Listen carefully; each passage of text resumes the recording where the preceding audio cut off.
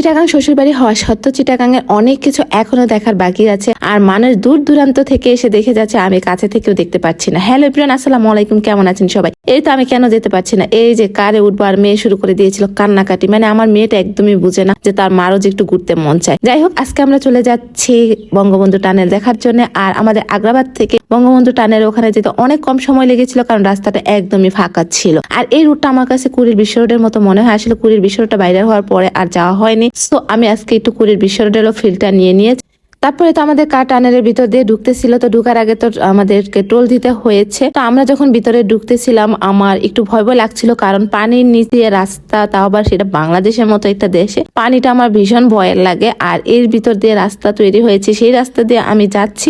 তো আমি অনেক বেশি এনজয় করেছি, আর কাছের মানুষজন সাথে ছিল, সব মিলে অনেক বেশি ভালো লেগেছে। আর আমার মেয়েও ততক্ষণে ঘুমিয়ে পড়েছে, সো মেয়েটাও ডিস্টার্ব করছে না। তো এই টানেলের ভিতর দিয়ে যেতে যেতে ভাবছিলাম যে বাংলাদেশ উন্নয়নশীল হলো, বাংলাদেশে কিছু কিছু জিনিস এখন অনেক বেশি উন্নত। তো এই তো আমরা টানেলের ভিতর থেকে একদম বের হয়ে গিয়ে অপর পাশে চলে গিয়েছি। তো এই পাশে এসে দেখলাম যে এখানেও নাকি টোল দিতে হয়, মানে টানেলটা দেখবো সেই জন্য 200-400 টাকা টোল দিতে হয়। টানেলে ঢুকার সময় একবার টোল দিতে হয় 200 টাকা, আবার টানেল থেকে বের হওয়ার সময় টোল দিতে হয়। আমরা চেয়েছিলাম যে এখানে নেমে কিছু ছবি তুলবো, তারপর ভিডিও করব, বাট এখানে আর্মিরা ছিল, তারা বললো যে এখানে নামার নিষেধ। আমাদের ড্রাইভারও বললো যে এই পাশটাতে নামা যায় না। আসলে খুব মনটা খারাপ হয়েছে, কারণ এই পাশটা এত সুন্দর ছিল। তো আমাদের ইচ্ছাটা তো অপূর্ণ থেকেই গেল। তো আমরা এখান থেকে আবার ব্যাক করার জন্য গাড়ি ঘুরিয়ে চলে যাচ্ছিলাম। টানেলের ভিতর দিয়ে প্রচুর শব্দ হয়, সেটা এতক্ষণ বুঝি নাই, কারণ গ্লাসটা লাগানো ছিল। আর আমরা ড্রাইভারকে বললাম গাড়িটা থামাতে, আমরা কিছু ভিডিও কিছু ছবি নিব। তো এই তো আমরা গাড়ি থেকে নেমে গিয়েছি, বাট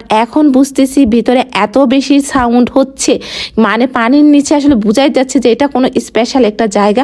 তো অনেক সাউন্ড হচ্ছিল। আর এখানে ড্রাইভার বললো যে বেশিক্ষণ থাকাটা আসলে নিরাপদ না, কারণ গাড়ির স্পিড অনেক বেশি থাকে, এবং গাড়ির স্পিড যদি ড্রাইভাররা কন্ট্রোল করতে না পারে তাহলে সেটা মানুষের উপর দিয়েই চলে যায়। তো সব মিলে ড্রাইভার আমাদেরকে বললো একটু তাড়াতাড়ি করার জন্য। সো এখানে আমরা অল্প কিছু ছবি নিতে পেরেছি আর অল্প একটু ভিডিও করতে পেরেছি, বাট এখানকার ছবিগুলো আসলে অনেক সুন্দর এসেছে, মানে ভাবতেই অবাক লাগছে। যদিও ইনায়ত আসলে কিছুই বুঝতে পারতেছে না, মেয়েটা ঘুমের মধ্যে ছিল, কিছু দেখতেও পারেনি। তো এই যে আমরা ছবি তুলে তারপর আবার টানেল থেকে বের হওয়ার জন্য চলে আসতেছিলাম।